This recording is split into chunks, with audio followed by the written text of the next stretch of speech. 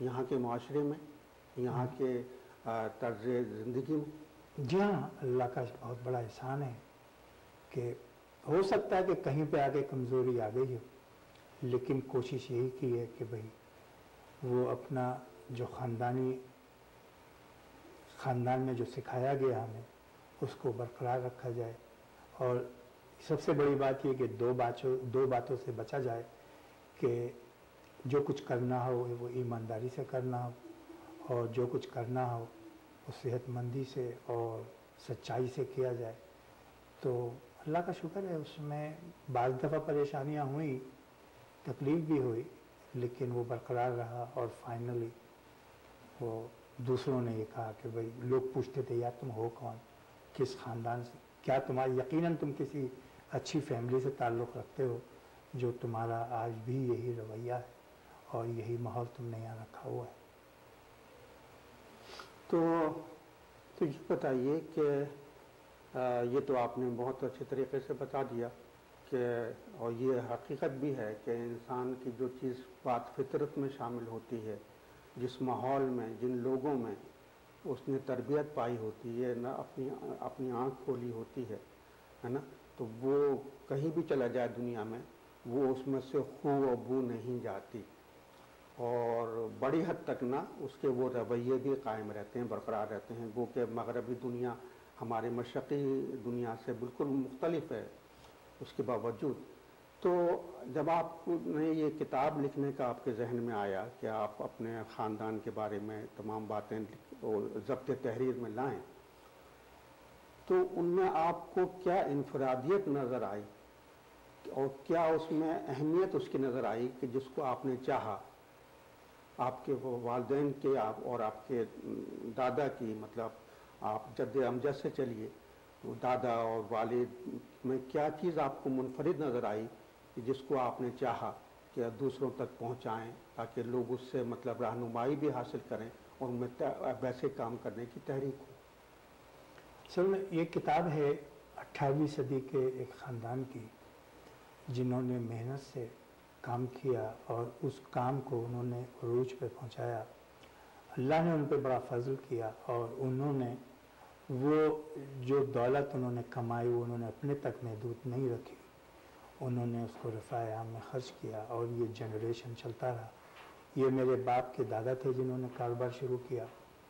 18ویں صدی میں، میرٹھ میں آ کے، جب دہلی میں جنگ آزاد 1857 کی جنگ آزادی کے بعد جو فسادات ہوئے، قتل و غارت ہوئی، تو وہاں سے وہ نکل آئے، میرٹھ پہنچے۔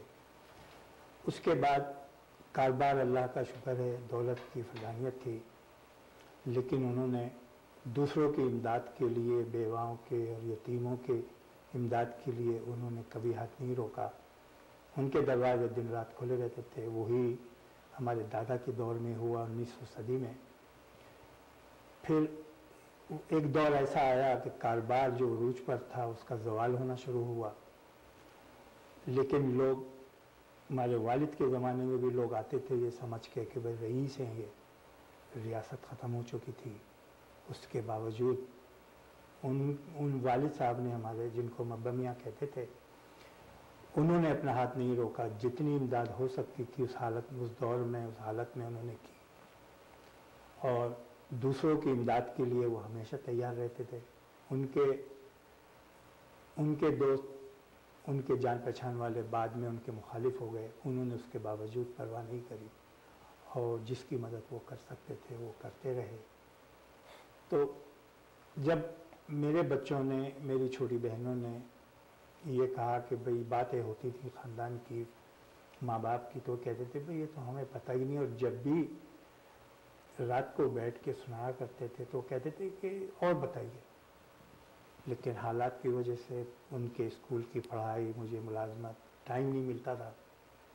کہ ان کو اور تفصیل میں جایا جائے، تو بہتر یہ سمجھا کہ بیٹھ کے ایک کتاب میں اس کو لکھیں، والد صاحب کے، دادا کے یا ان کے باپ کے جو کارنامے تھے، جو انہوں نے کارنامے کیے، جو حالات کیے، خاندان ایک عروج پہ تھا، جب وہ زوال پر آیا تو اس کی کیا وجوہات تھی۔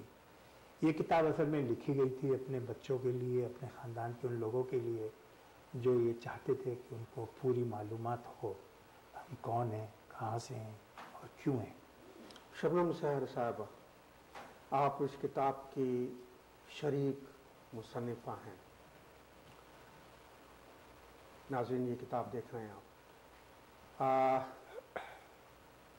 جیسا کہ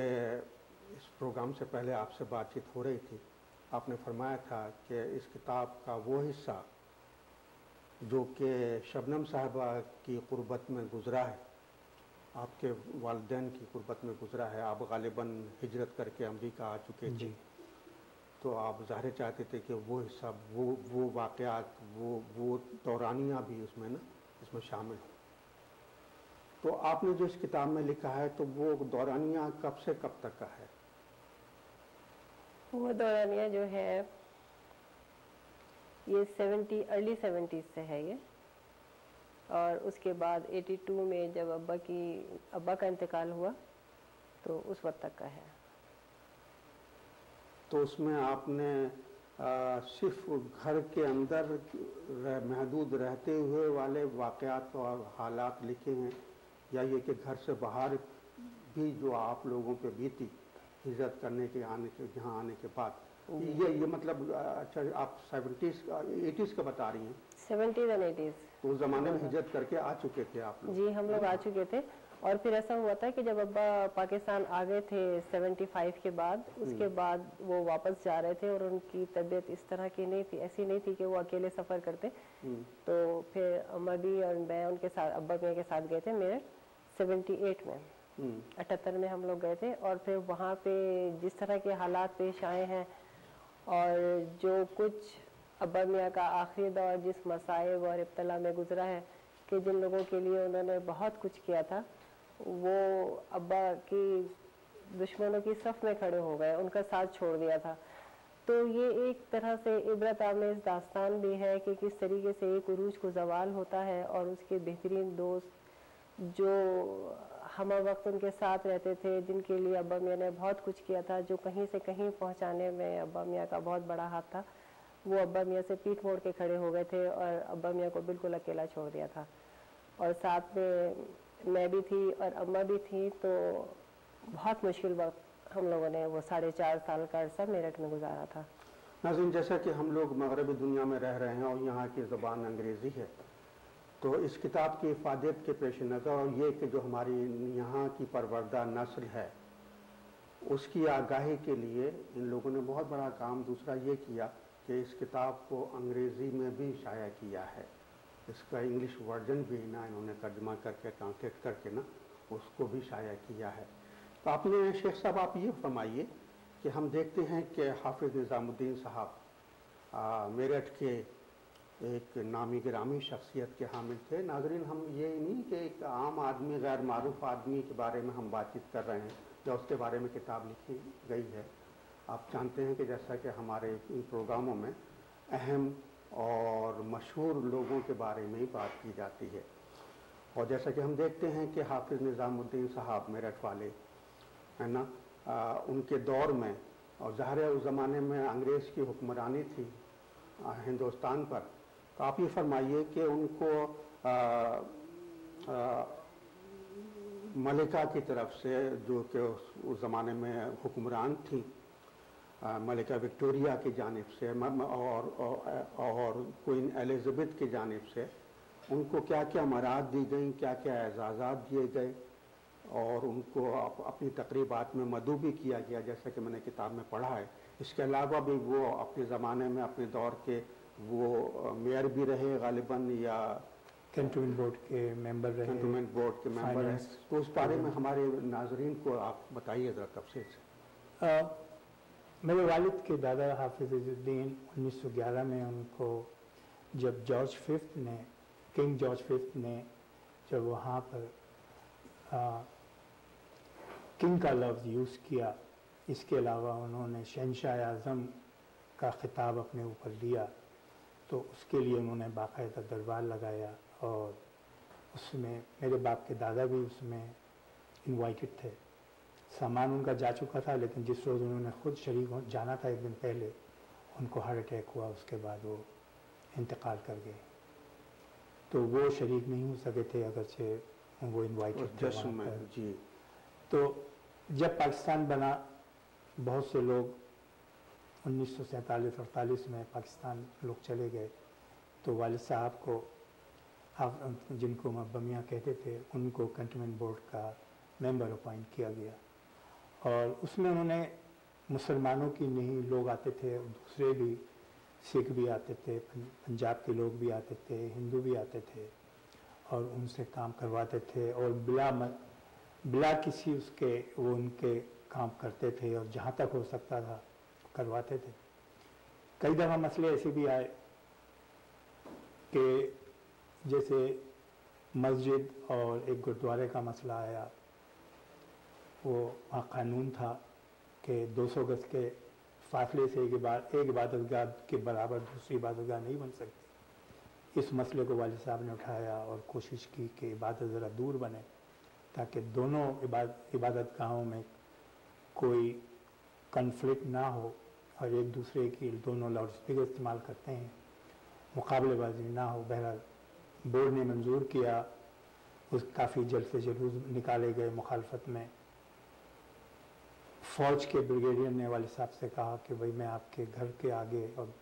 آفس کے آگے میں آرمی کا پہرا لگا دیتا ہوں۔ والد صاحب نے کہا کہ نہیں، یہ تو وقتی بات ہے، ختم ہو جائے گی، اور یہی ہوا۔ بعد میں ایک سکھ حضرات آئے، ان سے کہا بھائی ہماری آپ کی ذاتی مخالفت نہیں تھی، تو اور وہ معاف کیجیے گا اگر آپ کے خیال میں ہم نے کوئی بدتمیزی آپ کے ساتھ کی ہے، معافی مانگ کے وہ چلے گئے اور بات ختم ہو گئی۔ حقیقت میں انہوں نے والد صاحب کو 2 ہاتھ کے لکھے ہوئے قرآن پاک کی جلدیں دی جو 17ویں صدی کی لکھی ہوئی تھی، اور کہ بھئی آپ کے اس کے ہم چاہتے ہیں کہ آپ کے دل میں اگر کوئی ہمارے خلاف ہے تو وہ ختم ہو جائے، یہ آپ کے لیے تحفہ ہے۔ والد صاحب ان کے بہت احسان مند تھے جو انہوں نے قرآن پاک کی جو جلدیں ہاتھ کی لکھی ہوئی 17ویں صدی کی ان کو ملی۔ 1972 میں جب 90,000 قیدی ڈھاکے سے لائے گئے پورے ہندوستان میں، 8,000 قیدی میرٹھ میں بھی آئے، 4 کیمپوں میں رکھے گئے۔ غالباً والد صاحب ہندوستان کے واحد سویلین تھے جن کو پیغام ملا، کوئی جاننے والے ان کے آئے ہیں وہاں پر، وہ گئے ملے، اور 8,000 قیدیوں کی ضروریات اس وقت تک پورے کرتے رہے جب تک وہ قیدی واپس نہیں چلے گئے۔ دیکھا ناظرین آپ نے کہ کیسے کیسے لوگ گزرے ہیں، انہوں نے کیا کیا کارنامے انجام دیے ہیں، اور اپنے لوگوں کی، اپنے قوم کی خدمت کی ہے، فلاحی کام کیے ہیں۔ یہ وہی لوگ کرتے ہیں ناظرین جن کو انسان اللہ تعالیٰ وسائل دیتا ہے، اور جن کو یہ صلاحیت دیتا ہے، جن کو یہ جذبہ دیتا ہے، جو کہ درد مند دل لے کے پیدا ہوتے ہیں۔ قابل فخر ہے آپ کا خاندان کہ جس میں ایسے ایسے لوگ پیدا ہوئے جنہوں نے نہ صرف آپ لوگوں کی تربیت و تعلیم اور خوشحالی کے لیے کام کیا، بلکہ اپنے ماحول معاشرے کے لوگوں کے لیے، اپنے اطراف کے لوگوں کے لیے اس قسم کے فلاحی کام کیے، جن کا سرکاری سطح پہ جس کا اعتراف کیا گیا، ان کو اعزازات دیے گئے، ان کو مناصب دیے گئے، کہ یہ سب اس بات کا اعتراف تھا کہ آپ لوگوں کی کارکردگی جو ہے، آپ کے بزرگوں کی جو کارکردگی تھی، سب سے منفرد تھی، نمایاں تھی، اور درد مندی کے ساتھ تھی۔ آپ لوگوں کو بہت بہت مبارک ہو، اور ہمیں فخر ہے، ہمیں خوشی ہے کہ آج ایسے فیملی سے ہم نے اپنے ناظرین کا تعارف کروایا کہ جو کہ معاشرے میں ایک نمایاں مقام رکھتے ہیں۔ آپ لوگوں کا بہت بہت شکریہ۔ آپ کا بھی بہت بہت شکریہ، آپ نے یہ موقع عنایت فرمایا کہ آج آپ کے سامنے، آپ کے ناظرین کے سامنے بیٹھ کے کچھ اپنے خاندان کے بارے میں بتا سکیں۔ آپ سب کا بہت بہت شکریہ۔ ناظرین، اس کے ساتھ ہی ہمارے پروگرام کا وقت ختم ہوا۔ آپ تسلیم الہی زلفی کو اجازت دیجیے، پھر ملاقات ہوگی۔ خدا حافظ۔